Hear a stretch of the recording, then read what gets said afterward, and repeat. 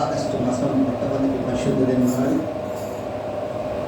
విడుదల కలిగినటువంటి మన దేశం ఆగస్టు 15 విడుదల స్వాతంత్ర దినం వచ్చింది. కాబట్టి ఈ మాసంలో అనేక మందిని తన బాధల నుంచి, ఇరుకు ఇబ్బందుల నుంచి, కష్టాల నుంచి దేవుడు విడిపించదలుచుకున్నాడు. ఈ మాసమే కాదు, ప్రతిరోజు ఆయన విడిపించడానికి ప్రయత్నిస్తూనే ఉంటాడు. మనమే విడిపించుకో ఆయన ఆశ్రయిస్తే అన్నీ విడిపిస్తాడు. కాబట్టి ఈ దినాన దేవుని యొక్క వాక్యాన్ని మనం ధ్యానించుకుందాం. కీర్తనల గ్రంథము 9వ కీర్తన 1, 2 వచనాలు.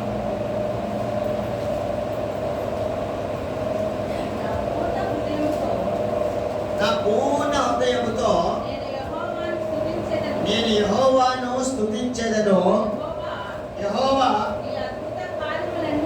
నీ అద్భుత కార్యములన్నిటినీ నేను వివరించెదను.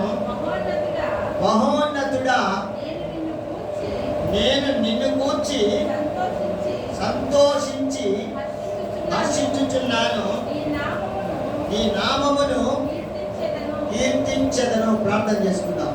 స్తోత్రం నాయన, స్తోత్రం దేవా, సర్వోన్నతుడా, సర్వశక్తిమంతుడా, పరిశుద్ధుడా, ప్రియకుమారుడు మా రక్షకుడు యేసుక్రీస్తు ప్రభు పరిశుద్ధమైన మహోన్నతమైన శక్తి కలిగిన దివ్య నామములో ఈ ఉదయకాల సమయంలో ఈ ఆగస్టు మాసము మొట్టమొదటి పరిశుద్ధ దినము నాడు నాయనా నీ బిడ్డలమైన మమ్మల్ని ప్రేమించి నీ సన్నిధిలో నిలుపుకొని ఇంతవరకు పాటలు పాడడానికి నీ బిడ్డలకు ఇచ్చిన కృపకై వందనాలు ప్రభా. నేను స్తుతించాను, నేను ఘనపరిచాను, నేను మహిమపరిచాను, వాయిద్యములు వాయించారు, చప్పట్లు కొట్టి నేను మహిమపరిచాను. నాయన నీకు వందనాలు. వారందరినీ కూడా జ్ఞాపకం చేసుకుని నేను స్తుతించినందుకు ప్రతిఫలం నీ బిడ్డలకు మీ పరలోకం నుంచి దయచేయమని మీ పాదాల దగ్గర మనవి చేసుకుంటున్నాం ప్రభువా. నీకు వందనాలు చెల్లించుకుంటూ చదవబడినటువంటి లేఖనాలలోని అర్థాన్ని, పరమార్థాన్ని మాకు తెలియజేసి అయ్యా మేము నేను స్తుతించడానికి, నేను కీర్తించడానికి, నేను గణపరచడానికి, మేము సంతోషించడానికి మార్గం సరళం చేసి మాతో మాట్లాడి మమ్మల్ని బలపరిచి నడిపించమని మా రక్షకుడు, మా విమోచకుడు, మా కాపరి యేసుక్రీస్తు ప్రభు దివ్యనామములో నిన్నే స్తుతించి ప్రార్థించి అడిగి వేడుకొనుచున్నాము పరమ తండ్రి. కూర్చుందాం. దేవుని బిడ్డలారా, దావీదు మహారాజు ఈ కీర్తన రాసినట్లుగా ఇక్కడ లేఖనాల్లో ఉంది. దావీదు కీర్తన అని రాసి ఉంటుంది. ఆయన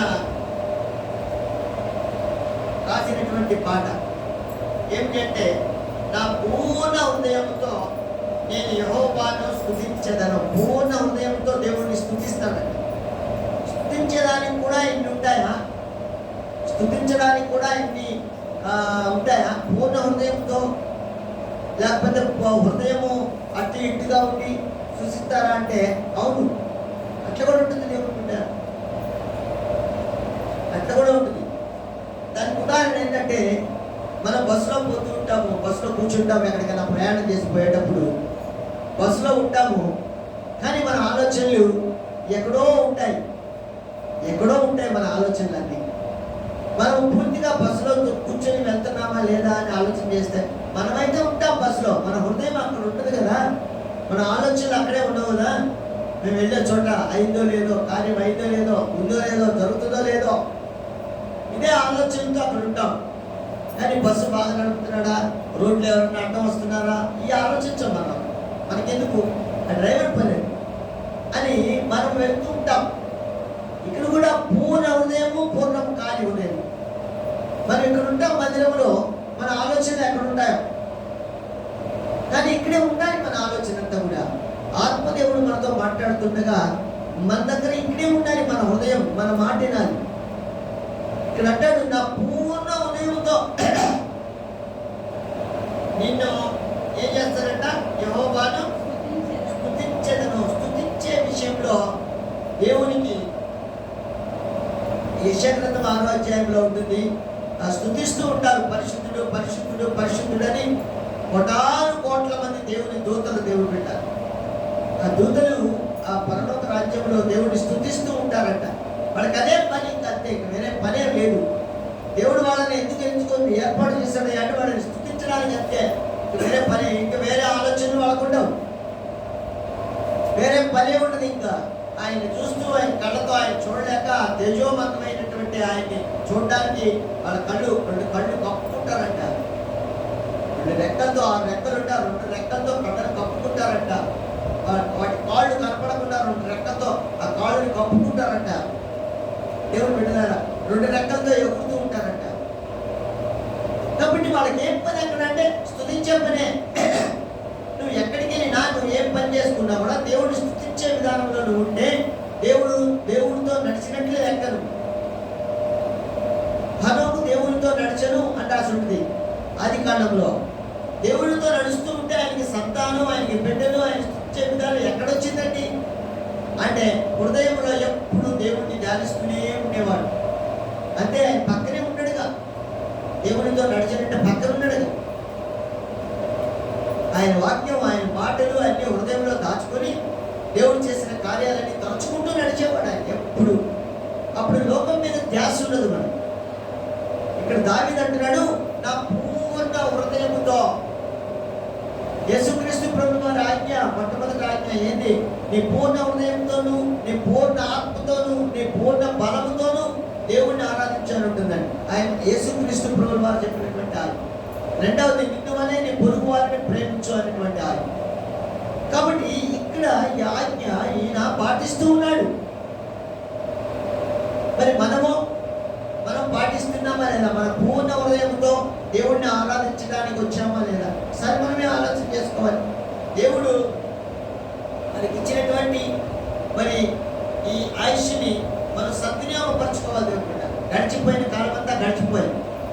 ఎప్పుడు ఏ క్షణంలో మనకి మరణం సంభవిస్తుందో మనకి తెలియనటువంటి ఈ జీవితాన్ని సంతోషంగా ముందుకు కొనసాగించుకోవాలి. ఆయనతో కూడా కలిసి స్నేహం చేసి ఆయన మాట వింటూ ఆయన మాటకు లోపడుతూ, ఆయన మాటకు మనం ఎప్పుడు లోపడతామో మనం సంతోషంగా మన కుటుంబాలు ఉంటాయి. ఆయన్ని స్తుతిస్తాము, మన సంతోషం. ఆయన్ని స్తుతించే విధానంలో మనం ఉంటే మన స్థుతి మన గతులని మారుస్తుందంట. మనం మన స్థితులని మారుస్తుంది.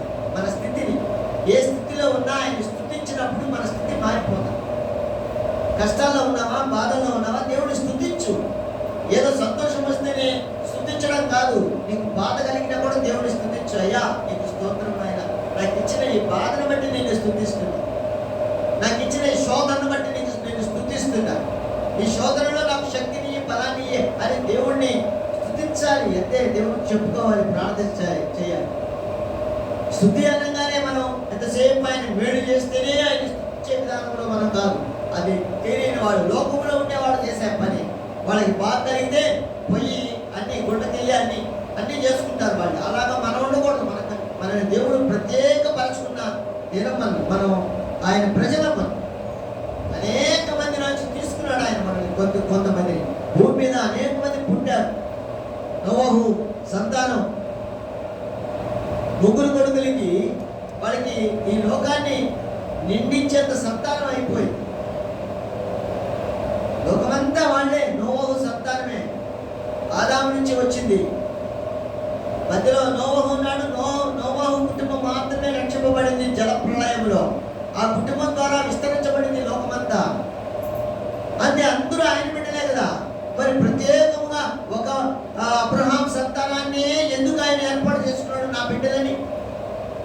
ఆయన ఆ మాటకు లోబడతారని, ఆయన మాట వింటారని, ఆయన చెప్పినట్టుగా నడుచుకుంటారని ప్రత్యేకపరుచుకున్నాడు. ఆయన బాగా చదువుకొని బాగా పరీక్షలు రాస్తే మంచి మార్కులు వస్తాయి. చదవకుండా అడుగుండాలుగా తిరుగుతూ అటు ఇటు పోయి పిల్లకాయలతో తిరుగుతూ గోళీలు ఆడుకుంటూ లేకపోతే బంగారాలు ఆడుకుంటూ తిరిగేవాడికి మార్కులు వస్తాయంటే రావు వాడికి మార్కులు. ఎందుకంటే మన లోకంలో ఉన్నాడు. దేవుడు మనని ప్రత్యేకంగా ఎందుకు ఏర్పాటు చేస్తున్నాడంటే ఆయన బిడ్డలని మనం. అందుకే ఆయన స్తుతించాలని ఏర్పాటు చేసుకున్నాడు మనల్ని. ప్రత్యేకపరచుకొని ఆ దేవుని స్థానంలో ఆయన రాజ్యంలో ఉంచుకోవడానికి ఎంత సిద్ధపరుస్తున్నాడు. అందుకే నీకు శ్రమ వచ్చినా, బాధ వచ్చినా, ఇరుకు వచ్చినా, ఇబ్బంది వచ్చినా, వేదనలు వచ్చినా, రోగం వచ్చినా, రుష్టి వచ్చినా, సంతోషం వచ్చినా, ఏదొచ్చినా సరే దేవుని స్తుతించు. నీకోసం చేశాడు. నీ కార్యం నీకు సంతానం కలిగిస్తేనే స్తుతిస్తావా? ఆరోగ్యం బాగైపోతేనే స్తుతిస్తావా? యోబు భార్య అనేది యోబు భార్య ఏమయ్యా నేను ఎంత దిగంబరిగా చేసేసాడు ఆయన, ఏమి లేకుండా చేసేసాడు, ఎంత ఆస్తులు ఉన్నాయి, ఎంతమంది పిల్లలు ఉన్నారు, ఎవరన్నా నీ దగ్గరికి వచ్చి అయ్యా అంటే వాళ్ళకి చేతి నిండా డబ్బులు, వాళ్ళకి కావాల్సిన కష్టాలన్నీ తీర్చి పంపించేవాడు నువ్వు. అలాంటిది నువ్వు ఈ స్థితిలో ఉన్నావే, ఎందుకయ్యా ఈ దేవుడు? ఏ దేవుడయ్యా ఈయన? వదిలిపెట్టే ఆయన్ని. లోకంలో చాలా మంది ఉన్నారు దేవుళ్ళు, ఆయన దగ్గరికి వెళ్ళిపోతావు అన్నట్టుగా మాట్లాడింది మూర్ఖురాల. ఇస్తేనే అన్ని ఇస్తేనే దేవుడా? ఇవ్వకపోతే దేవుడు కదా ఆయన? మాట్లాడబాక అన్నాడు దేవుడు బిడ్డ. అన్నీ ఇస్తేనే కాదు, నిన్ను ఏర్పాటు చేసుకున్నాడు దేవుడు ఆయన్ని స్తుతించడానికి. ఏమొచ్చినా స్తుతించు. లాజరు దేవుడు స్తుతించేవాడు. ఆ పెంట కుప్ప దగ్గర పడేశాడు, కుప్ప తొట్టి దగ్గర ఉన్నాడు. ధనవంతుడి గోడ పక్కన, ప్రహరీ గోడ పక్కన కుప్ప తొట్టి దగ్గర ఉన్నాడు లాజర్ అనేటువంటి ఆయన. బాగలేదు, జబ్బు. అయినా దేవుడిని ఎప్పుడు నిందించలేదే. ఆ రొట్టె ముక్కలు వాడు తినేసి కింద పడిపోయి మట్టి కొట్టుకోపోయి అవన్నీ ఉంటే అవన్నీ చాటతో చెరిగి ఎత్తి చీపుడుతో చిమ్మి అవన్నీ తీసుకుపోయి గోడ పక్కన పోస్తే సంతోషంగా అయ్యే తినేవాడంట. దేవా, ఈ స్థితిలో కూడా నాకు కడుపు మార్చకుండా, కడుపు కాలకుండా నాకు ఇంత ఆహారం పడేస్తున్నావే, అది ఏదైనా సరే నాకు అదన్నా పెట్టినందుకు నీకు కృతజ్ఞతాస్తుతులు చెల్లించుకుంటున్నానయ్యా అని దేవుడిని స్తుతించాడంట దేవుడు పెట్టారు. అందుకే ఆయన పరలోక రాజ్యంలో తండ్రి అబ్రహాము రొమ్మున కూర్చుని ఆనుకొని ఉన్నట్టుగా యేసుక్రీస్తు ప్రభువు వారు చెప్పారు ఆయన గురించి. లాజరు ధనవంతుడు, కింద భూమి మీద సంతోషంగా అన్ని ఎక్కడ చూసినా కూడా మంచి మంచి బట్టలు, మంచి విధానము, ఎక్కడికి వెళ్ళినా దర్జాగా బతకడము, అట్లా ఉండేటువంటి ఆయన దేవుడు తెలుసుకోనక, దేవుని స్తుతించక, దేవుని మార్గంలో నడవక, దేవుని మాటకు లోపడక, దేవుని ప్రేమను పొందుకొనక జీవించాడు. చాలా కాలం జీవించాడు ఆయన కూడా చనిపోయాడు. ఎక్కడ పోయాడు? పాతాళంలో ఉన్నాడు. ఆయన ఏమి భూమి మీద దర్జా ఉన్నాడు కదా, ఎత్తుకెళ్ళాడు పాతాలని, వెళ్ళాడు అంతే. దేవుడిని స్తుతించాలి ఆయన ఎప్పుడు. అన్నీ ఉన్నాయి కదా, అన్నీ ఉంటే దేవుడు ఎందుకు? అన్నీ ఉంటే దేవుడు ఎందుకండి? ఏడ్చే వాళ్ళకే కదా దేవుడు కావాలా అని ఆయన మనస్తత్వం. కాబట్టి మనము ఏ స్థితిలో ఉన్నా మనము దేవుడిని స్తుతించాలి. దావీదు నేర్చుకునేది అదే. దావీదు జీవితంలో ఎన్ని రకాల కష్టాలు పడ్డాడు. ఒకసారి తప్పు చేస్తాడు. తప్పు చేసిన తర్వాత దేవుడు హెచ్చరించాడు, గద్దించాడు, శిక్షించాడు, ఓర్చుకున్నాడు. దాన్ని ఎప్పుడు తప్పు చేయకుండా, పాపం చేయకుండా దేవుడి మాటకు లోబడి ఆయన స్తుతించేవాడంట. ఎప్పుడు తప్పు చేయలేదు నేను అని చెప్తాడు దావీదు. రాసి ఉంటుంది బైబిల్ గ్రంథంలో. అందుకే దేవాది దేవుడు ఏం చెప్పాడు? దావీదు నా హృదయానుసారుడు అన్నాడు. ఆయన దేవుని యొక్క హృదయం ఏ ఆలోచనతో ఉండి ఏ విధంగా నడుస్తుందో అదే ఆలోచనలు కలిగి జీవించాడంట దావీదు. అందుకనే నేను యెహోవానే స్తుతిస్తానంటున్నాడు ఆయన. ఎవరిని స్తుతిస్తాడంట?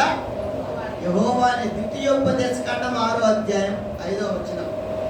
ద్వితీయోపదేశకాండం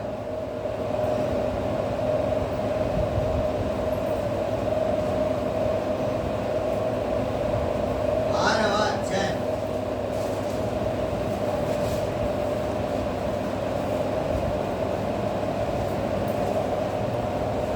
5వ వచనాన్ని చదువుకుందాం. 4-5 వచనాలు. ఇశ్రాయేలు వినుము, మన దేవుడైన యెహోవా అద్వితీయుడగు యెహోవా, నీ పూర్ణ హృదయముతోను, నీ పూర్ణ ఆత్మతోను, నీ పూర్ణ శక్తితోను నీ దేవుడైన యెహోవాను ప్రేమించే విషయంలో లోకాన్ని ప్రేమించకూడదు. లోకంలో ఉన్నదంతా శరీరాశ, నేత్రాశ, జీవపు డబ్బం. నీ పూర్ణ ఆత్మతో, నీ పూర్ణ శక్తితో, నీ పూర్ణ హృదయంతో దేవుడిని ప్రేమించడం అంటే ఆయన ఏం చెప్తే అది చేయడం, ఆయన ఏం చెప్పిందల్లా చేయడం ప్రేమించడం. అలా కాకుండా లోకాన్ని ప్రేమించి లోకంలో ఉన్నదంతా ఆ శరీరానికి సంబంధించింది, నేత్రాలకు సంబంధించింది, జీవపు డబ్బ. మన జీవితం దేవుడు మనకి ఏమి అబ్బా అందించాడు నాకేమి ఇంకా అని గొప్ప గర్వంతో జీవించకూడదు అంటాడు. కాబట్టి దేవుడిని ప్రేమించేవారు దేవుని యొక్క మాటలు తెలుసుకొని పూర్ణ హృదయంతో పూర్ణ శక్తితో ప్రేమించాలి. ఆయన ప్రేమించాలి, ఆయన స్థుతించాలి, ఆయన గణపరచాలి. అంతేగాని మనకు నచ్చినట్లుగా లోకం సాయి చూసి లోకంలో ఉన్నదంతా కావాలని కోరుకొని ఆయన్ని స్థుతించడానికి, ఆయన్ని గణపరచడానికి, ఆయన భయపరచడానికి చేయకూడదు. దేవుని బిడ్డ లోకంలో ఉంటే చేస్తే, లోకస్తులు చేస్తే, మనం చేస్తే మనం ప్రత్యేకించబడిన జనాంగంగా ఏ విధంగా ఉన్నట్టు లెక్క. వాళ్ళైతే అనేక విధాలుగా దేవుడి దగ్గరికి విగ్రహారాధన వెళ్తారు. వాళ్ళు అనేక రకాల దేవుళ్ళు ఉన్నారు. వాళ్ళు రకరకాల దేవుడి దగ్గరికి వెళ్తారు, రకరకాల పనులు చేస్తారు, రకరకాల వ్యవహారాలు చేస్తారు. కానీ అది కాదు మన దేవుడు కోరుకునేది. మన దేవుడు అది కోరుకోవట్లా, సంతోషించమంటున్నాడు. బ్రహ్మాండంగా నా దగ్గరికి రండి సంతోషించండి అంటున్నాడు. అదే ద్వితీయోపదేశ కాండం 12వ అధ్యాయం. సంతోషించండి, మీరు నన్ను స్తుతిస్తున్నారా అయితే సంతోషించండి, హ్యాపీగా ఉండండి అంటున్నాడు. ద్వితీయోపదేశ కాండం 12వ అధ్యాయం 5వ వచనం నుంచి చదువుకుందాం. మీ దేవుడైన యెహోవాను గూర్చి 12వ అధ్యాయం 5వ వచనం. 5వ వచనం. మీ దేవుడైన యెహోవా మీ సమస్త గోత్రములలో తన నామమును స్థాపించుకొనుటకు నివాస స్థానముగా ఏర్పరచుకొని స్థలమును వెదకి అక్కడికే యాత్రలు చేయించుండవలెను.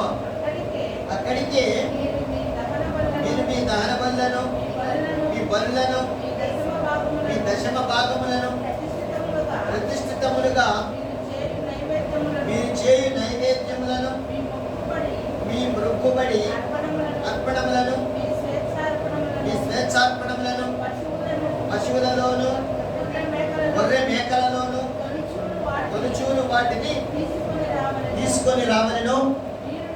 మీరును మీ దేవుడైన యెహోవా మిమ్మల్ని ఆశీర్వదించి మీకు కలుగు చేసిన మీ కుటుంబములను మీ దేవుడైన యెహోవా సన్నిధిని భోజనము చేసి మీ చేతి పనులన్నిటి యందు చూడండి ఏం చెప్తున్నాడు. ఇంకా 8వ వచనం కూడా నేడు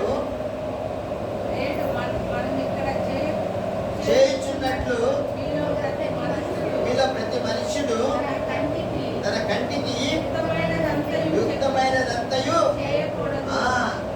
ఇక్కడికి వచ్చి ఇదే చెయ్యాలి. అంతే, దేవుడిని స్తుతించాలి, దేవుడిని గణపరచాలి, నైవేద్యాలు తీసుకురావాలి, దశభాగాలు అన్నాడు అవి తీసుకురావాలి. ఇంకా ఏం రాశాడు? ప్రతిష్ఠితములుగా మీరు చేయి నైవేద్యాలు. ఏం చేస్తామండి? నైవేద్యం ఏం చేస్తాం? వాళ్ళంటే నైవేద్యాలు దద్దోజనం, పులిహార అవి తీసుకొస్తారు నైవేద్యాలంటే. మనమేం నైవేద్యం తేవాలి? పూర్ణ హృదయంతో రావాలి. అదే నైవేద్యం. అదే దేవునికి ఇష్టమైనటువంటి నైవేద్యం. పూర్ణ హృదయంతో నా దేవుడిని స్తుతించాలి, నా దేవుడిని గణపరచాలి, నేను ఆయన మాట వింటాను. కుటుంబాలుగా అన్నాడు. ఇక్కడ ఏం చెప్పాడు? మీ కుటుంబములను మీ దేవుడైన యెహోవా సన్నిధిని భోజనం చేసి మీ చేతి పనులన్నీ ఇక్కడే భోజనం చేయాలి. మందిరంలో భోజనం చేయాలి. తీసుకొచ్చి పండుగలాగా చేసుకొని అందరూ భోజనాలు చేసుకొని అందరినీ దేవుడిని స్తుతించి వెళ్ళాలంట. అందుకే చాలా పెద్ద పెద్ద సంఘాలు అంతా వాళ్ళు ప్రతి పరిశుద్ధ దినాడు భోజనాలు పెట్టుకొని సంతోషించి అందరూ వెళ్తారు ఇళ్ళకి. వెళ్ళి మిగతా రోజుల్లో పనులు చేసుకుంటారు వాళ్ళు. కాబట్టి ఇది చెయ్యండి అంటున్నాడు దేవుడు. అప్పుడు మీరు ఏం చేయాలి? అక్కడ సంతోషింపవలెను. ఎందుకు సంతోషించాలి? ఏం చేస్తాడని సంతోషించాలంటే అన్ని బాగు చేస్తాడు ఆయన. హల్లెలూయా. మన కార్యాలన్నీ, ప్రతి కార్యం ఎప్పుడైతే దేవుడిని స్తుతించడం మొదలు పెడతామో, ఎప్పుడైతే దేవుడు చెప్పిన మాట ఆలకిస్తామో, ఎప్పుడైతే పూర్ణ హృదయంతో ఆయన్ని ప్రేమిస్తామో, అన్ని విధాలుగా ఆయన మన కుటుంబాలను సంతోషంలో నడిపిస్తాడంట.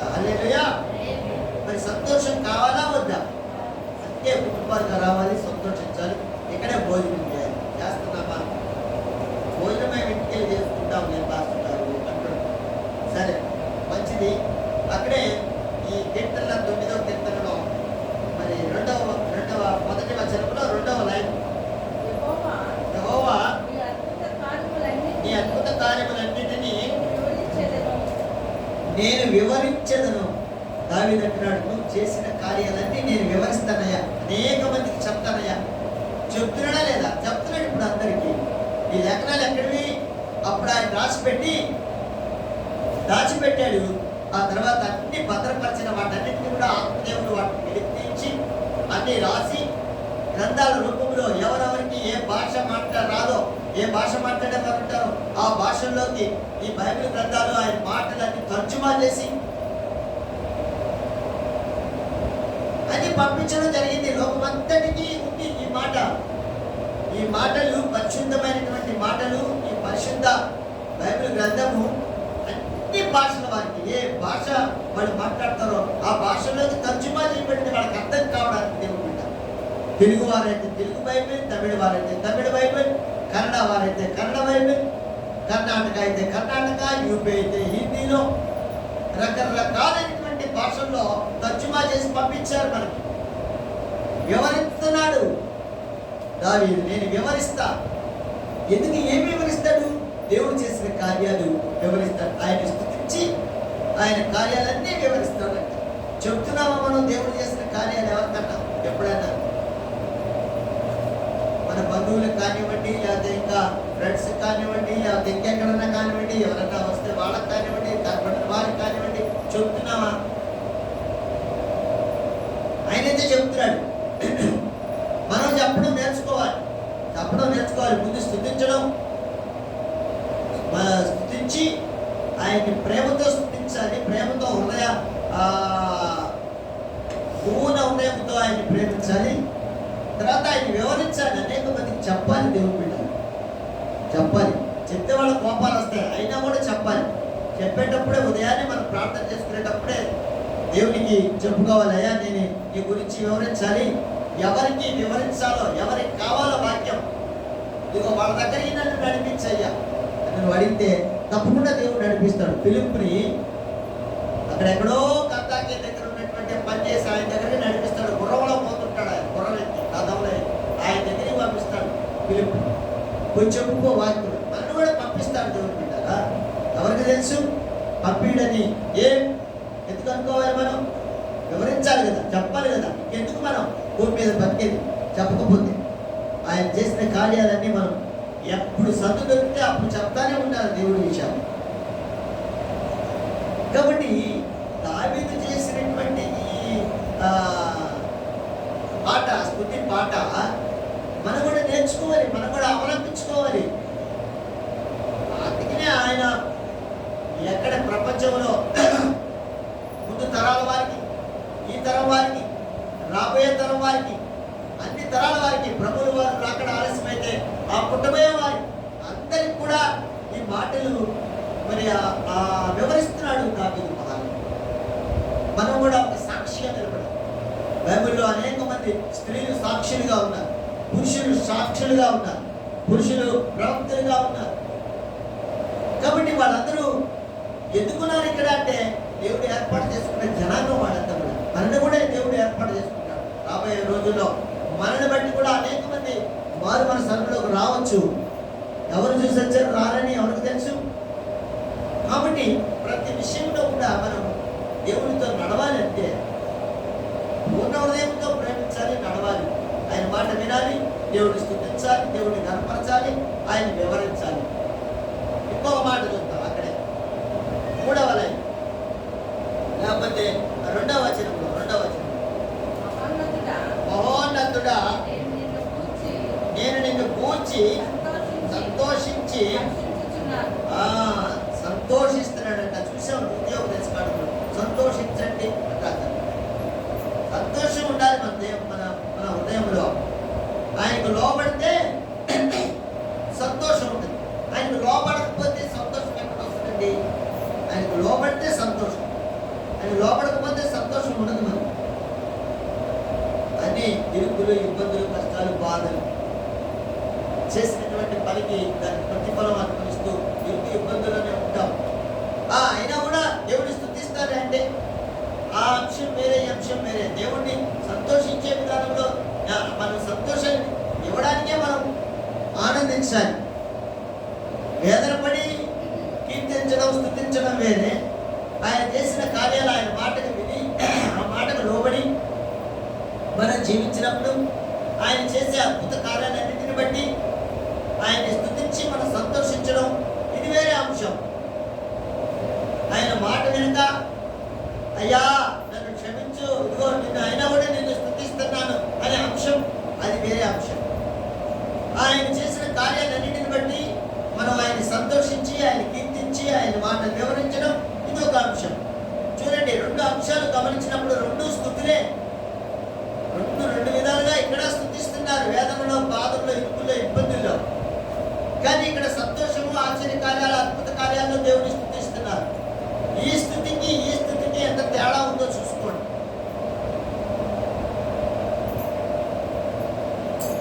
ఇక్కడ సంతోషించి ఎగిరి గంతులు వేస్తూ ఆచార కార్యాలు జరిగిస్తూ బలమైన సాక్షులుగా ఉంటూ ఈ స్థుతి ఆనందింపజేసే స్థుతి ఇది. దీన్ని బట్టి, ఈ స్థుతిని బట్టి అనేక మంది దేవుని సన్నిధికి రాగలుగుతారు, సాక్ష్యాలుగా ఉండగలుగుతారు. ఇక్కడ కూడా స్థుతి ఉంది. వేదనలో, బాధలో, ఇరుకులో, ఇబ్బందుల్లో చేసినటువంటి పనులకి, క్రియలకు బట్టి ఇక్కడ కూడా దేవుని స్థుతిస్తావు, మంచిదే. కానీ ఈ స్థుతిని ఇక్కడ నువ్వు ఇచ్చే విధానాన్ని, నువ్వు జీవించే విధానము, ఆ జీవిత ప్రయాణములు ఎంతమంది దేవుణ్ణి అర్థం చేసుకుంటారు, దేవుడి దగ్గరికి రాగలుగుతారు? అర్థమవుతుందా? సంతోషించి ఎగిరి గంతులు వేస్తుంటే దేవునికి మహిమ. సంతోషించారు దేవుని దూతలు వెళ్ళి ఆ గొర్రెల కాపరులకు చెప్పారు, అయ్యా నేను మీకోసం రక్షకుడు పుట్టాడు, రాబోయే రోజులు అంతా మీకు సంతోషమే, ఆనందమే, పోయి చూసుకోకపోండి కావాలంటే. నేను చెప్తున్నా గుర్తులు మీకంటే. ఆ గొర్రెల కాపరులు వెళ్ళి అక్కడికి వెళ్ళి చూసుకున్నారు దేవుని బిడ్డలు. బెత్లెహేంకి వెళ్ళారు, వాళ్ళు అక్కడ చూసుకున్నారు. ఆడికి వెళ్ళి సత్రానికి వెళ్ళారు, అక్కడికి వెళ్ళారు.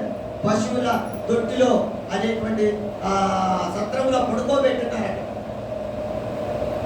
బొత్తిగుడ్డలతో పెట్టున్నారు ఆయన. ఆ సమయంలో ఆయన ఒక్కడే ఉన్నాడు, బొత్తిగుడ్డలతో పడుకోబెట్టిన వాడు ఆయన ఒక్కడే. ఆ సమయంలో ఆ సత్రంలో ప్రసవించింది మరియమ్మ గారు ఒక్కడే. అందుకే అక్కడ ఇంకెవరు లేరు. అందుకే ఆయన వెళ్ళి చూస్తారు. ఆ గొర్రెల కాపరు ఎగిరి గంతేశారు. అబ్బో, అక్కడ ఎవరో ఆయన వెలుగుతో చెప్పాడు ఆ మాట, దగ్గర మెరిసిపోతున్నాడు. మేము భయపడ్డాం ఆయన చూసి. ఆయన గుర్తులు చెప్తే అయినా చూద్దాంలే అన్నట్టుగానే వచ్చాం మేము. కానీ ఇక్కడ చూస్తే ఇది నిజం, మేము విశ్వసిస్తున్నాం, మేము నమ్ముతున్నాం. అవును, ఈయన రక్షకుడే. అక్కడ ఆయన చెప్పింది ఇక్కడ జరిగింది నిజమే అని వాళ్ళు దేవుని స్తుతించి ఆ ప్రాంతం అంతా వివరించారంట. ఆ మాట్లాడి దేవుడు వాడికి ఏ కార్యం జరగలేదే, కానీ వివరించారే వెళ్ళి అనేక మందికి. దేవుని దూత ప్రత్యక్షమయ్యాడు. మేము అక్కడ పొలాల్లో గొర్రెలు కాచుకుంటున్నాం, మేమంతా కూడుకొని ఉన్నాం. అక్కడ మాకు కనిపించి చెప్పాడు. నిజంగా మేము అవునా కాదా అని వచ్చాం, అక్కడ చూసాం. అక్కడ బొత్తిగుడ్డలతో పడుకోబెట్టినటువంటి చిన్న బిడ్డని, పసిబిడ్డని చూసాం. మేము నమ్మాం, ఇది ఈయన రక్షకుడు అంట, ఈయన వల్ల మనకి రక్షణ కలుగుతుందంట, మనం సంతోషంగా ఇంకా రాబోయే రోజుల్లో ఉంటామంట. ఇది నిజం అని వాళ్ళు ఏం ఆశ్చర్యకార్యం జరగల. వాళ్ళు చూసిందే వచ్చి చెప్పారు అనేక మంది. అదే ఆశ్చర్యం, అదే వాళ్ళకి రక్షణ, అదే వాళ్ళకి ఆశ్చర్యం కలిగించేటువంటి విధానం. ఎందుకంటే వాళ్ళు అక్కడ చూశారు, వాళ్ళు విన్నారు, ఇక్కడికి వచ్చి చూశారు, ఇది కరెక్టు, వీళ్ళు చెప్పారు, ఇది రైట్. మరి మన జీవితంలో చేసినటువంటి వాటికి మనం సంతోషిస్తూ మరి చెప్తున్నామా, కీర్తిస్తున్నామా అని కూడా మనమే అర్థం చేసుకోవాలి. దేవుడు ప్రతి విషయంలో దేవుని కీర్తించడం, దేవుని కనపరచడం, హృదయమారా చేయడం నేర్చుకోవాలి. హృదయమారా ఉండాలి, ఆశతో రావాలి ఆయన దగ్గరికి, ఆశతో రావాలి. దేవుడు నాకు మేలు చేస్తాడు, ఇది నిజం అని నమ్మి ఆయన దగ్గరికి ఆశతో వస్తే తప్పకుండా అది నెరవేరుస్తాడు దేవుడు. 2 గుడ్డోళ్ళు వచ్చారు ఆయన దగ్గరికి. మత్తయి సువార్త 9వ అధ్యాయంలో 2 గుడ్డోళ్ళు వస్తే వాళ్ళిద్దరిని చూస్తాడు. ఏమయ్యా ఎందుకు వచ్చారు ఇక్కడికి, నా దగ్గరికి వచ్చారు, ఎందుకు వచ్చారు? అయ్యా మా కళ్ళు లేవయ్యా, నువ్వు కళ్ళు ఇస్తామని వచ్చావయ్యా. కళ్ళు ఇస్తామని ఎవరు చెప్పారయ్యా నీకు? అయ్యా చాలా మంది అనుకుంటున్నారయ్యా, చాలా మంది అనుకుంటున్నారయ్యా, విన్నామయ్యా మాట. అందుకే నేను ఎత్తుకుంటా వచ్చావు నీ దగ్గరికి, ఎక్కడున్నాడు యేసయ్యా, కానీ నువ్వు మాకు కనపడలేదు. కానీ మేము మాట విని వచ్చాం. అక్కడ అడిగితే ఇక్కడ ఉన్నాడు అన్నాడు. యేసయ్యా యేసయ్యా అని పిలిస్తే ఆయన నేనేనయ్యా, ఏం కావాలా అని అడిగాడు ప్రభువు. గుడ్డోడు కదా, తడుక్కుంటూ వస్తారంటే ఆయన చూసారా? చూడలేదు కదా. ఆయన మాట విన్నారు, చెవులతో చేస్తాడు. అది అంతే. హృదయమాన ఆయన్ని ప్రేమించి వచ్చారు ఆయన దగ్గర. ఇద్దరు గుడ్డోళ్ళకి మరి ఆయన ఏమన్నాడంటే, నీ నమ్మిక చొప్పున మీకు జరుగును గాక అన్నాడు. అంతే. నేను ప్రార్థన చేస్తున్నా నీ కళ్ళు రావడానికి. తండ్రి ఇదిగో వీళ్ళిద్దరూ నమ్మి వచ్చారయ్యా, వీళ్ళకి ప్రార్థన చేస్తున్నానయ్యా, వీళ్ళ కళ్ళు రావాలయ్యా. యోహాను సువార్త 11వ అధ్యాయంలో చెప్పినట్టుగా తండ్రికి ఏం చెప్పలా, అక్కడ వీళ్ళ నమ్మిక చొప్పున వీళ్ళకి జరుగును కాక, నీ నమ్మిక చొప్పున మీకు జరుగును కాక అన్నాడు. నమ్మి ఆయన దగ్గరకు వస్తే ఆయన పో అని దోసేడు మనల్ని. నీ నమ్మిక చొప్పున నీకు జరుగును కాక అని ఆయన నమ్మి ఆయన స్తుతించి ఆయన గణపరిచి ఆయన ఆరాధించడానికి ఏ స్థలంలో ఆయన ఉంటాడు, ఇద్దరు ముగ్గురు చేరి ఎక్కడ నా నామాన్ని కనపరుస్తారో అక్కడ ఉంటాడు అని మనం వచ్చామే. మనం ఎంత ధన్యులమో. లోకంలో అనేక వందల వేల కోట్ల మంది ఉన్నారు, కానీ ఎంతమంది ఆయన అర్థం చేసుకొని వస్తున్నారు, ఎంతమంది హృదయమార ఆరాధించడానికి వస్తున్నారు, హృదయమార ఆయన ఎంతమంది తమ పాపములు ఒప్పుకొని విడిచిపెట్టి వస్తున్నారు. విడిచిపెట్టి రావాలా, విడిచిపెట్టాలి. ఆయన దగ్గరికి వచ్చావు, వాళ్ళు ఉంటే పాపం నీ దగ్గర పాపంతోనే ఉన్నావా? అది లోపలే పెట్టుకొని వచ్చావా? రా, మంచిదే. ఇప్పుడు ఆయన నీతో మాట్లాడుతుండగా ఇంకే విడిచిపెట్టుదా. పాపపు ఆలోచనలు, పాపము లేని వాడు ఈ లోకంలో ఎవడు లేడు. బైబిల్ గ్రంథంలో అంతా కూడా పాపం చేసిన వాళ్ళే ఎక్కువ మంది ఉన్నారు, ముగ్గురు తప్ప. యోసేపు చేయలే పాపం, ప్రేరేపణ కలిగించాడు అపవాది, ఓ అని తరిపేశాడు. ఇంకా ఇద్దరున్నారు. కానీ పదవి చూసుకుంటే, అందరూ చూసుకుంటే కూడా ఎవరు పరిశుద్ధులుగా ఎవరు లేరు దేవుని పెట్టారా. ఇంత పరిశుద్ధులు అంటే కాదు. లోతు కుటుంబం గురించి ఆలోచన చేస్తే మనం ఎంత పాపం చేశాడు అతను. అబ్రాహాము దేవుడి మాట అంగీకరించకుండా వచ్చిన భార్య అయితే చెల్లి అని చెప్పలేదా? చూసించున్నట్లు వదిలిపెట్టేశాడు. పోనీలే క్షమిస్తానని క్షమించాడు. తీసుకురా నీ కొడుకుని అన్నాడు. ఒప్పుకున్నాడు దావీదు.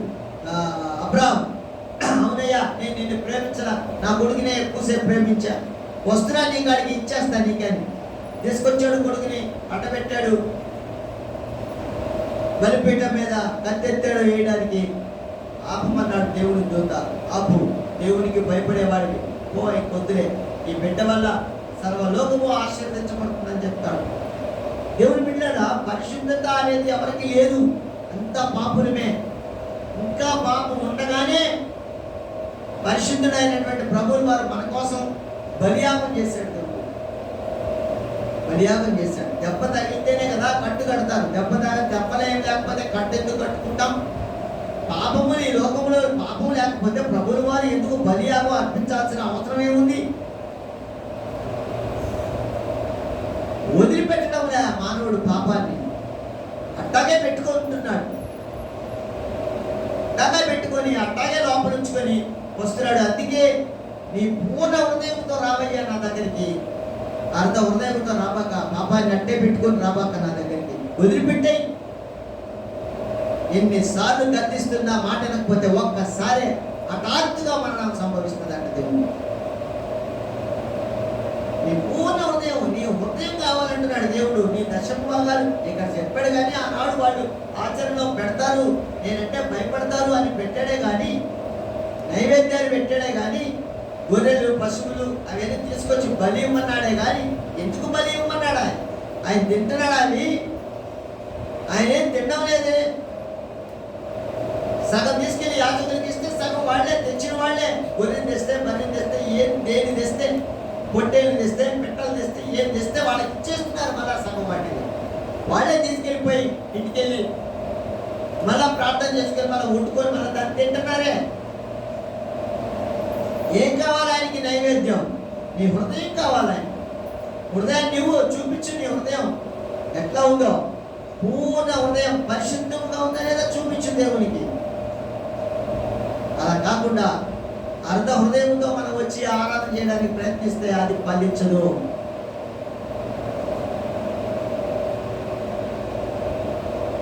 సగం టికెట్ పనికిరాదు, ఫుల్ టికెట్ ఉండాలి. ఫుల్ టికెట్ ఉంటేనే బస్సులు ఎక్కడిస్తారు. చించేసుకునే దాన్ని సగం టికెట్ చూపిస్తే ఏది ఇది అంటాడు.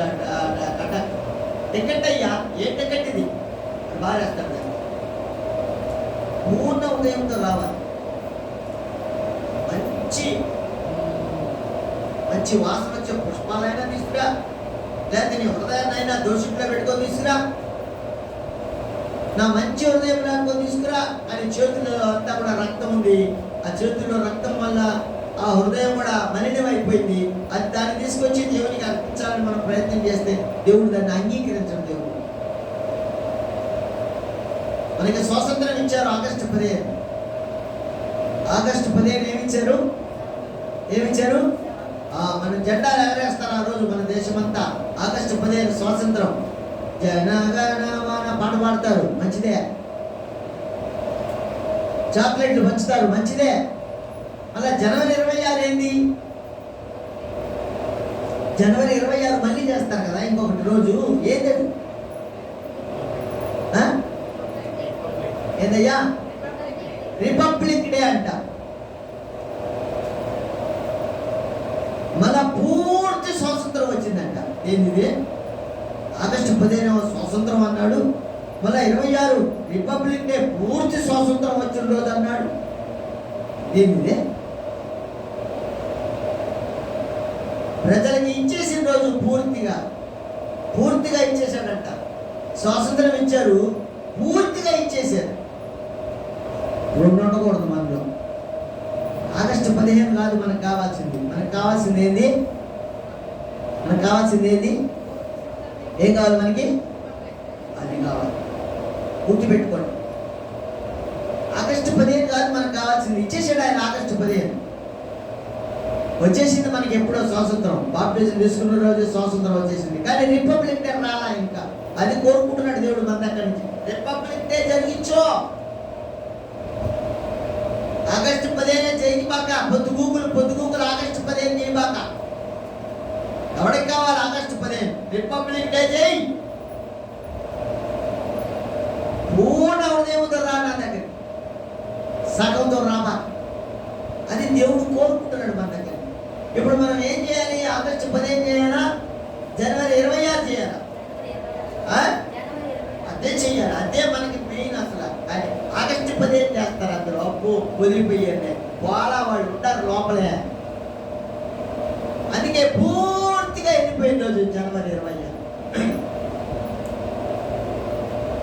కాబట్టి ఈ దేవుడు మనల్ని సంతోషంలో ఉంచడానికి, మనల్ని హర్షించడం అంటే ఆయన్ని స్తుతించి గణపరచడం చేయడానికి ఏం కోరుకుంటున్నాడంటే మన దగ్గర నుంచి ఈ పూర్ణ హృదయం నాకు ఇవ్వు. పూర్ణ హృదయం నాకు. జనవరి 26 జరిగి ఇంకా నువ్వు ప్రతిరోజు జనవరి 26 పూర్తిగా వదిలిపెట్టి నీలో ఉండేది ఇప్పుడు చేయి అంటున్నాడు. అందుకే దావీదు పూర్తిగా ఆయన స్తుతిస్తున్నాడు, ఆయన కనపరుస్తున్నాడు, ఆయన మహిమపరుస్తున్నాడు.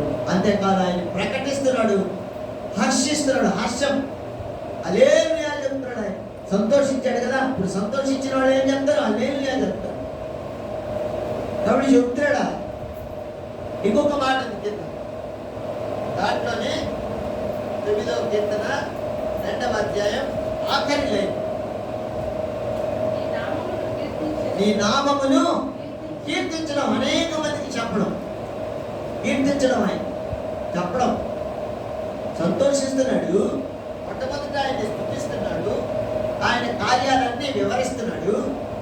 మూడవదిగా సంతోషిస్తున్నాడు. నాలుగవదిగా కీర్తిస్తున్నాడు ఆయన. హల్లెలూయా. మనం కూడా కీర్తించాలి ఆయన.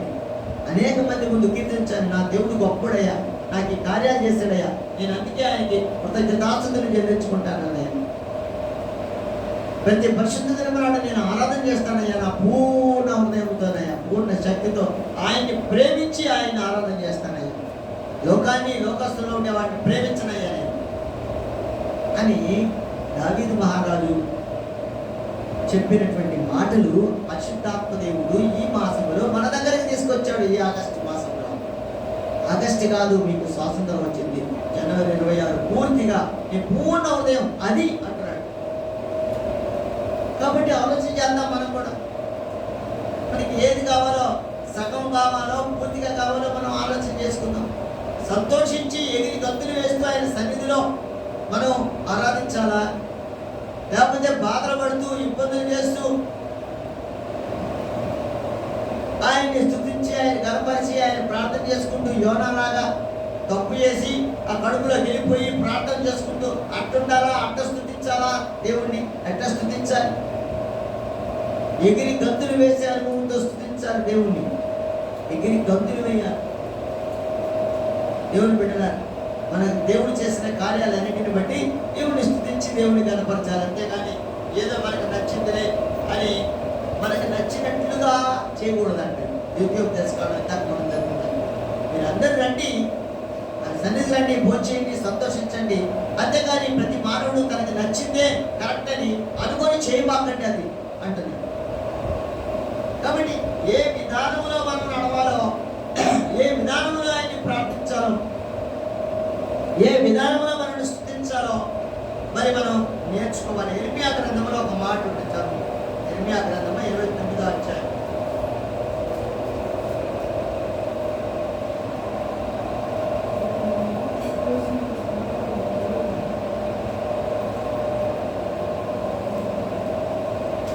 ఇర్మియా గ్రంథము 29వ అధ్యాయము 12, 13 వచనాలు. 12, 13 వచనాలు. 29, 12, 13 వచనాలు. మీరు నాకు మొరపెట్టలేరని, మీరు నాకు మొరపెట్టదులేని, మీరు నాకు ప్రార్థన చేయుచు, మీరు నాకు ప్రార్థన చేయించు వద్దులేని, నేను మీ మనవి ఆలకింతును. మీరు నన్ను వెదికిన ఎడల పూర్ణ మనస్సుతో నన్ను గూర్చి విచారణ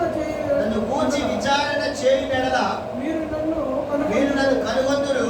నన్ను నేను మీకు కనపరుచుకొందును. ఇదే యెహోవా వాక్కు. చూసారా, ఆయన దగ్గరికి రావాలి, ఎత్తుక్కుంటూ రావాలి. మీరు నాకు మొరపెట్టుదులేని, మొరపెట్టుకోండి, నీకేం కావాలో అడగండి.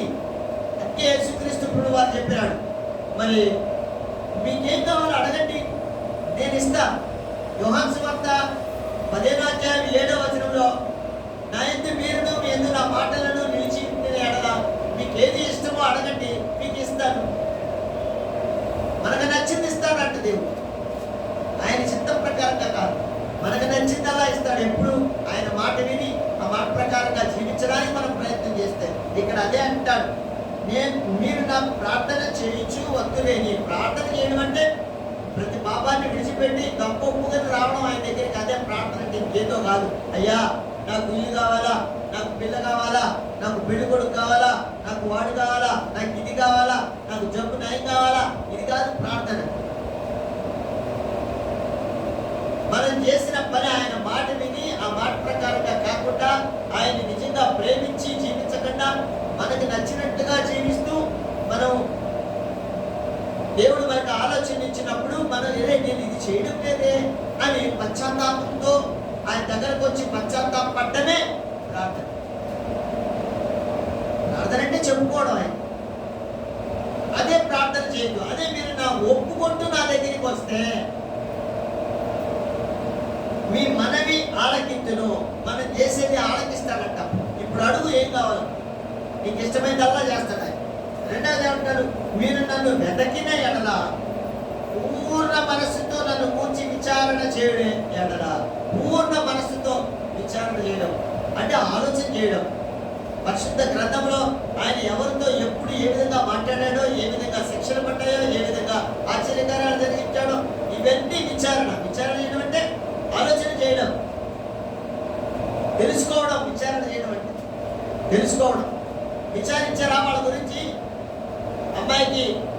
అబ్బాయిని చూడడానికి వెళ్ళినప్పుడు ఆ సంబంధం చూసామండి అని చెప్తే, ఎక్కడయ్యా? ఆ పలానా ఊర్లో అండి. అయితే అబ్బాయి గురించి విచారించారా అబ్బాయి గురించి? మంచోడా చెడ్డోడా ఎటువంటి వాళ్ళని విచారించారా అని అంటారు మన పెద్దలు. ఎవరన్నా తెలిసిన వాళ్ళు కానీ, బంధువులు కానీ, స్నేహితులు కానీ ఎవరైనా సరే వాళ్ళకి ఆ సంబంధం గురించి చెప్పినప్పుడు, మీరు విచారించారా అని అడుగుతారు. అవునండి, విచారించామండి, మంచోడంట. అడిగాం, ఇద్దరు ముగ్గురు అడిగాం, మంచోడనే చెప్పారండి. మంచిదంట. అట్లయితే కాదు, అంటే ప్రొసీడ్ కాదంట. అదే ఇక్కడ దేవుడిని విచారించడం ఏంటి అంటే, పరిశుద్ధ బైబిల్ గ్రంథంలో దేవుడు ఎక్కడ ఎవరికి ఏ విధంగా మేలు చేస్తాడో విచారణ చేయడం. బైబిల్ చదవడం విచారణ చేయడం అంటే అంతే, ఇంకేం కాదు. పరిశుద్ధ బైబిల్ గ్రంథాన్ని ధ్యానం చేయడమే విచారణ చేయడం అంటే. మీ పూర్ణ మనస్సుతో నన్ను కూర్చి విచారణ చేయడలా, పూర్ణ హృదయంతో పూర్ణ మనస్సుతో నేను దేవుణ్ణి ఇంకా తెలుసుకోవాలి అనేటువంటి ఆశతో ఆయన తెలుసుకోవడం ప్రారంభిస్తే మీరు నన్ను కనుగొందురు. చూడండి, ఆయన కనుక్కుంటామంటే ఇప్పుడు ఆయన తెలుసుకుంటాం, ఆయన కనుక్కుంటాం. అవును, నా దేవుడు పరిశుద్ధమైన దేవుడు. ఇదిగో ఎంత భూమి ఎంత కానీ, ఆకాశం అంత కానీ, నీటిలో కానీ ఎక్కడ కానీ అలాంటి దేవుడు లేడు. ఆయన్ని తప్ప వేరొక దేవుడిని నేను సేవించను, ఆయన మాటే వింటాను అని ఇప్పుడు నువ్వు కనుక్కొని నువ్వు ఒక తీర్మానం చేసుకుంటావు దేవుని బిడ్డ. అప్పుడు ఆయన ఏమంటాడంటే, మీరు నన్ను కనుగొందురు, నన్ను నేను మీకు కనపరచుకొందును. ఆయన కూడా కనపరుచుకుంటాడంటే ఏ విధంగా కనపరుచుకోవడం అంటే, అయ్యా గుడ్డండి అయ్యా వెతుకుంటూ వచ్చారుగా, విచారణ చేస్తూ వచ్చారుగా, ఆయన విచారణ చేస్తూ వచ్చారు ఇద్దరు గుడ్డాళ్ళు. అయ్యా ఏయ్యా నిన్ను కనుక్కొని వచ్చామయ్యా, నువ్వు ఇక్కడ ఉన్నావా? ఉన్నానయ్యా. ఏమయ్యా ఎందుకు వచ్చావు? కళ్ళు కావాలయ్యా, నిన్ను నాకు వచ్చాము. సరే నీ నన్నుకు చొప్పున జరుగుతుంది దాకా అన్నాడు. అంతే, కళ్ళు వచ్చేవాళ్ళు కనుక్కున్నారు. ఇప్పుడు వాళ్ళు ఆయన కూడా కనపరుచుకున్నాడు. వాళ్ళు వచ్చారు విచారణ చేస్తూ, వాళ్ళు వచ్చారు, ఈయన కూడా కనపరుచుకున్నాడు వాళ్ళకి. కళ్ళుతో వెళ్ళారు. దావీదు కుమారుడా అన్నాడు భర్తీలోకి. అరవాకయ ఏది నువ్వు అరుస్తున్నావు అన్నారు చుట్టుపక్కల ఉండేవాళ్ళు. అన్నాడు, అరవా ఏదో అరుపుడా గోళ, ఊరికే కాకి గోళ చేస్తున్నావు, ఇందాక నుంచి చూస్తా ఉన్నావు, దావీదు కుమారుడు అరవా. యశుప్రభులు వారు వస్తూ ఉంటే ఎందుకు అరుస్తూ ఉన్నావు నువ్వు? వాళ్ళకి లేదు ఆ ప్రేమ, వాళ్ళకి ప్రేమ లేదు. మరి వీడి గుడ్డోడే, వీడి గురించి ప్రభువుకి చెప్తామే, ఇతను కూడా బాగు చేపిస్తామే, ఆయన ఆశ్చర్యకరుడు అద్భుతాలు చేసేవాడే, ఈ గుడ్డోని తీసుకెళ్ళి ఆయన పరిచయం చేస్తాము, ఇది కూడా చెప్పిస్తామని జ్ఞానం బుద్ధి ఆ లోకులకి లేదండి. అక్కడ ఉండేవాడు రవాక్ అన్నారు. ఎంతసేపు రవాక్ అన్నారంటే అక్కడ ఆ మాట రాసి ఉంటుంది. అక్కడ రవాకే అన్నారు.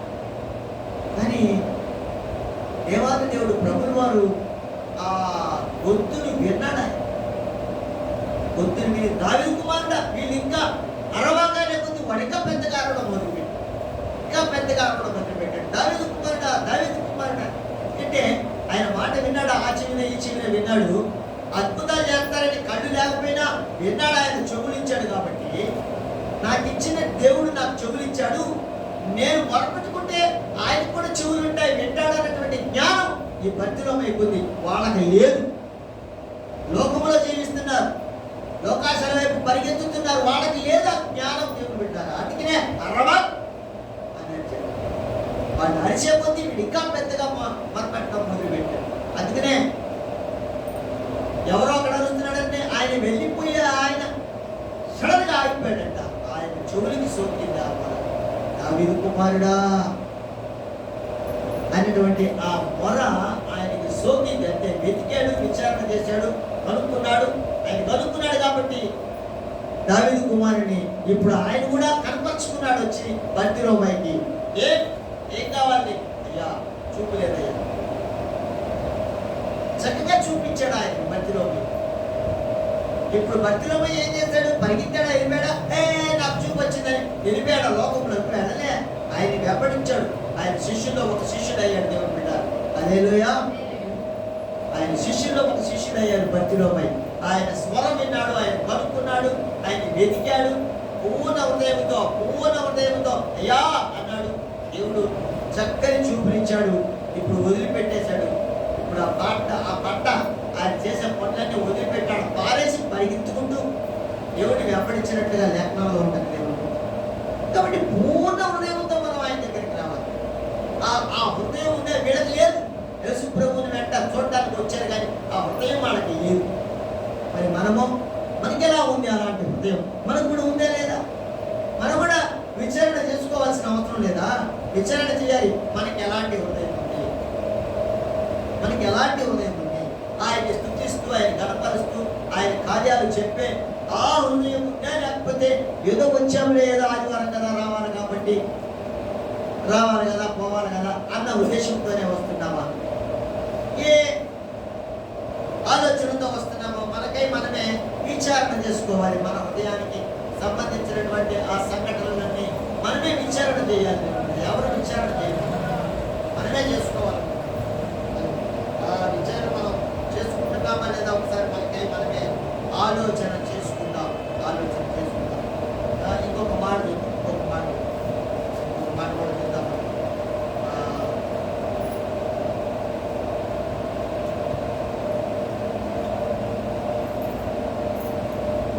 119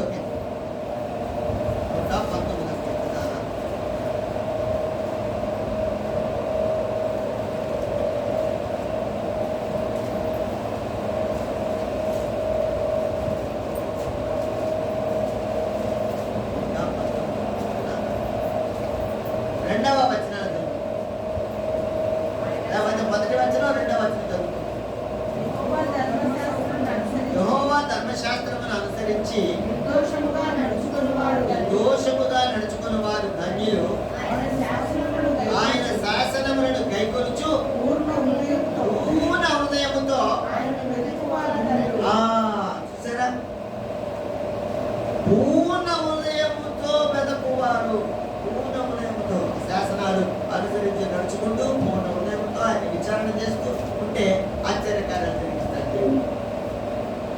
నీకు ఆశ్చర్యకార్యాలు కావాలంటే నీకు ఎక్కడికో వెళ్ళబడలే, ఇంట్లో కూర్చొని ఒంటరిగా నీ దేవుడితో విచారణ చేసుకో. అందుకే యెషయా గ్రంథంలో అంటాడు ఆయన, రా నా దగ్గరికి రా, మన ఇద్దరం విచారణ చేద్దామంటాడు. నువ్వు నేను విచారణ చేసుకుందాం. నువ్వు నాకు ఏందో, మన ఇద్దరికి మధ్య ఏముందో రా చూసుకుందాం. ఇద్దరు రా, నీకెందుకు కార్యాలు జరగడం లేదు, రా నా దగ్గరికి రా, నేను చెప్తాను. ఒంటరిగా కూర్చొని ప్రార్థన చేసుకోవాలి. దేవుడు బిడ్డ ఒంటరిగా కూర్చోవాలి. రూమ్లోకి వెళ్ళిపోయి యేసు క్రీస్తు ప్రభువు అని చెప్పబడ్డ ఒంటరిగా నీ గదిలోకి వెళ్ళి నీ దేవుడితో చెప్పుకో. నీ దేవుడు ఏం మాట్లాడాడో నీతోటి, నువ్వేం చేస్తున్నావో నీ దేవుడితో చెప్పుకో. నీ పూర్ణ ఉదయంతో వెతుకు దేవుణ్ణి. నీకు నీ జీవితంలో ఆశ్చర్యకార్యాలు. ధన్యులు ఆశీర్వదించబడిన వారు అని అంటారు. ధన్యులు అంటే ఆశీర్వదించబడిన వారు. ఆశీర్వదిస్తాడు దేవుడు మనల్ని. మనం ఎందుకు వెతుకుతామని? దేవుడిని వెతకకుండా అనేక రకాలుగా వెతుకుతుంటాం. మనం పూర్ణ హృదయంతోనే ఆయన వెతకాలి. అప్పుడే మన జీవితం ధన్య మార్గంలో నడుస్తుంది. హల్లెలూయా. మరొక మాట చూసుకొని మనం ఆరాధన జపన్యా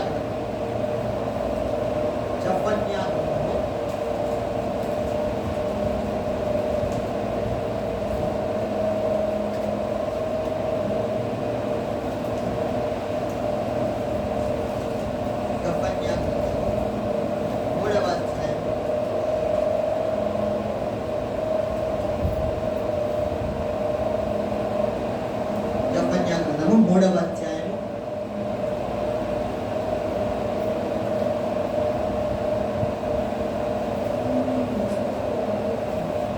14వ వచనం.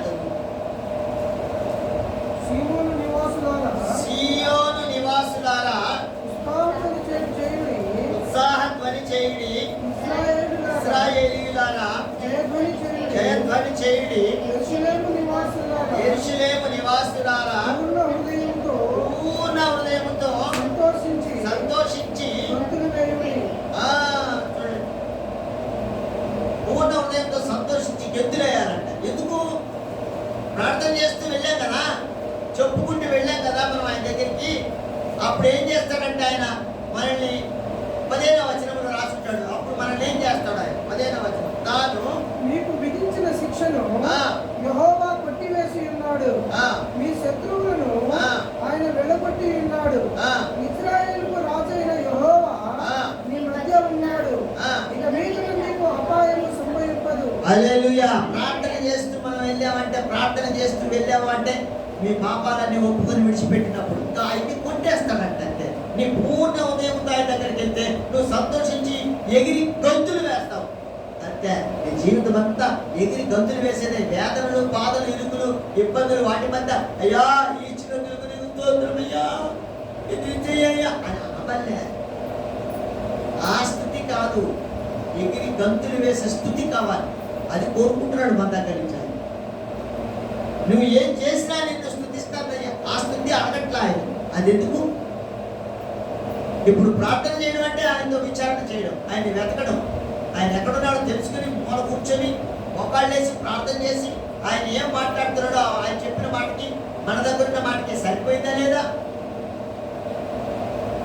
సరిచూచుకోవడం. మాకు చిన్నతనంలో జతపరచము అని ఒకటి రాసేవాళ్ళు. జతపరచము అని రాసి కింద 4 ఇచ్చేవాళ్ళు. 4 వేలు, ఈ పక్క 4, ఈ పక్క 4 ఇస్తారు. జతపరచము అంటే జత చేయి, దేనికి సరిపోతుందో జత చేయి అని అంటారు. ఒక పక్క కుండ అనుడు, ఇక్కడ నీళ్లు ఒక దగ్గర ఉంటాయి, ఈ పక్క లైన్లో నీళ్లు ఉంటాయి. నీళ్లు, ఆ తర్వాత పుస్తకము, ఆ తర్వాత గొడుగు, ఆ తర్వాత మంచము అని. ఈ కుండకి వీటిలో ఏం సరిపోద్ది? ఏం సరిపోద్ది? కుండకి ఏం సరిపోద్ది? మంచం సరిపోద్దా? ఆ కుండ పక్కన మంచమే కదా ఉండేది. అట్లా అనుకోకూడదు. గొడుగు వానొస్తే గొడుగే కదా ఉంటుంది. నీళ్ళు ఉంటాయి కదా, వానొస్తే వానంటే నీళ్ళు అంటే కొండ. అట్లా జత చేయకూడదు. కొండ, ఇక్కడ నీళ్ళు ఉన్నాయి, నీళ్లు, కొండ, ఈ నీళ్లు, ఈ 2 సరిపోతాయి. దేవుడు చెప్పిన మాట, మనం చేసే పని, ఈ 2 చూసుకోవాలి. ఈ 2ని జత చేసుకోవాలి. అదే ప్రార్థన చేయడం. అది జతపరచుమనిస్తే మేము అన్ని దేనికి దానికి టిక్కులు పెట్టాలి. అక్కడ భక్తి కుండ అని ఉంటే ఇక్కడ నీళ్లు 4 వదిలింది అనుకో, ఈ 1 తీసుకెళ్ళి అక్కడ రాసి కింద రాయాలి. కుండ, నీళ్లు. మంచము దోవతెర, మంచానికి దోవతెర ఉండదు, అవునా? అది అట్లాగే జతపరచుకుని ఉంటుంది అనమాట. అది చేసేవాడు, నేను రాసేవాడు చిన్నప్పుడు. ఇప్పుడు కూడా మనము దేవుడు చెప్పిన శాసనాలు, కట్టడలకి తెలుసుకొని అంటాడు ఇక్కడ చెప్పిన గ్రంథంలో. అదే, సియోను నివాసులారా ఉత్సాహధ్వని చేయండి, ఇశ్రాయేలీయులారా జయధ్వని చేయండి, యెరూషలేము నివాసులారా పూర్ణ హృదయంతో సంతోషించి గంతులు వేయండి. తాను మీకు విధించిన శిక్షను యెహోవా కొట్టివేసి ఉన్నాడు. ఆ పై వచనంలో అంటాడు, 11వ వచనంలో, ఇశ్రాయేలీయులలో మిగిలిన వారు పాపము చేయరు, అబద్ధమాడరు, కపటములాడు నాలుక వారి నోట ఉండదు.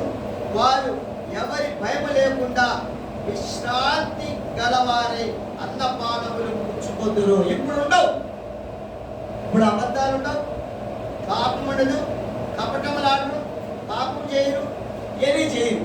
ఎప్పుడు? దేవుడి దగ్గర కూర్చున్నప్పుడు, దేవుడి దగ్గర విచారణ కనుక్కొని వెళ్ళినప్పుడు. ఇప్పుడు ఇంక ఇవన్నీ చేసేది మనం చెప్పుకుంటాం దేవుడికి, అయ్యా ఇది చేశాను, సరే చెప్పుకున్నావా, అది ఇప్పుడు సంగతి ఇంకా చేయదయ్యా, సరే పో, కొట్టేసాము, ఇంక ఎవరు గంతులే, నీ పూర్ణ ఉదయంతో నన్ను ఒప్పుకున్నావు కాబట్టి నేను నిన్ను ఆశీర్వదిస్తున్నాను అని దేవుడు ఆశీర్వదిస్తే ఇశ్రాయేలు ప్రజలు ఎగిరి గంతులేస్తారంట. సియోను నివాసులారా, ఆయన బిడ్డలు, సియోను ఆయన పర్వతం, అది ఆయన ఉండే చోటు, అక్కడ ఉండేటువంటి వారు. ఇది కూడా సియోను పర్వతం లాంటిదే. మనం ఉన్నాం ఇక్కడ, ఆయన ఉన్నాడు మన మధ్యలో. అందుకే ప్రార్థన, ఆరాధన ఆయనకి పోబెట్టేది. ప్రార్థన మనం చెప్పుకునేది, ఆయన చెప్పుకొని విడిచిపెట్టేస్తే అప్పుడు మనం తీసుకొచ్చినటువంటి నైవేద్యం, అర్పణ ఇచ్చి మనకి విజయోత్సాహాన్ని ఇస్తాడు. ఆశ్చర్యకార్యాలు జరిగించి మనం సంతోషంగా ఉండడానికి ఆయన కూడా సిద్ధపడతాడు. కాబట్టి ఈ ఉదయకాల సమయంలో ఈ ఆగస్టు మాసము మొట్టమొదటి పరిశుద్ధ దినం నాడు దేవుడు ఏం కోరుకుంటున్నాడంటే మన దగ్గర నుంచి పూర్ణ హృదయం రండి, వెతకండి, నన్ను వెతకండి, విచారణ చేయండి, నన్ను మీరు విచారణ చేసుకోండి, నన్ను విచారణ చేయండి, మీరు విచారణ చేసుకొని మీ హృదయాన్ని నాకు ఇచ్చి ఎగిరి కంతులు వేశారు ధన్యులుగా ఆశీర్వించబడిన వారుగా మీరు వెళ్ళండి, మీ పాపాలను నేను కొట్టివేస్తున్నానని ప్రభువు వారు పరిశుద్ధాత్మ దేవుడు మన మధ్యకు తీసుకొచ్చినటువంటి లేఖనాలను బట్టి దావీదు ఆయన్ని స్తుతించి ఆయన పొందుకున్న ఆనందం, సంతోషం, కీర్తించే విధానాన్ని బట్టి మనం కూడా ఎంతైనా మరి భూమి మీద ఆయన బిడ్డలుగా చలామణి అవడానికి దేవుడు ఇచ్చినటువంటి మనకు ఒక మార్గం. కాబట్టి ఈ మార్గంలో నడిచి దేవుడి కృపను పొందుకోవాలని నేను మనవి చేస్తూ ఆరాధన కొరకు దేవుడు సిద్ధపరిచిన ఆరాధన వర్తమానాన్ని నిన్నవారు ఆరాధన చేసుకుందాం. దేవుడు తన మాటలను దీవించి ఆరాధన కొరకు మనల్ని సిద్ధపరచును గాక. ఆరాధన చేద్దాం. మొట్టమొదట పురుషుడు, తర్వాత స్త్రీ.